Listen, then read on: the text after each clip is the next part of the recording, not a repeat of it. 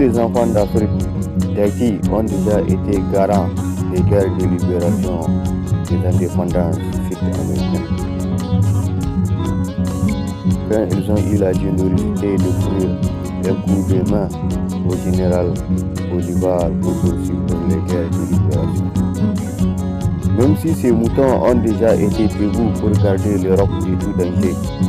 ils ont été déjà debout pour garder l'Afrique dans un statut d'esclave moderne,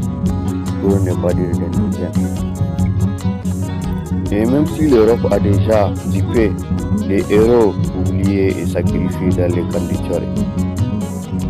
debout pour se payer la tête de l'Afrique, même si les colonies africaines ont déjà aidé l'Europe de se prémunir des germes du traité de Versailles.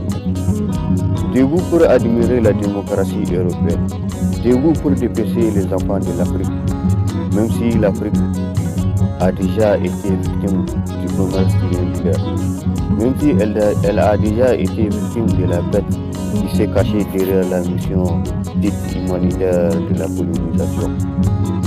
même si elle a déjà été otage de la démocratie héritée à partir du complot habile de la décolonisation, même si elle a déjà été otage de la démocratie héritée à partir du référendum vendu par le général de Gaulle au soleil des indépendances de l'Afrique occidentale française, même si elle a déjà été diffusée par la conférence de Berlin, même si elle a déjà été mise à sac par le référendum du général de Gaulle au soleil des indépendances. Il s'agit d'une espèce de mouton qui devrait être debout pour la magnifique et noble démocratie, debout pour les mythes de la démocratie et pour tous les secrets énigmatiques qu'elle porte en son sein, en Afrique comme en Europe.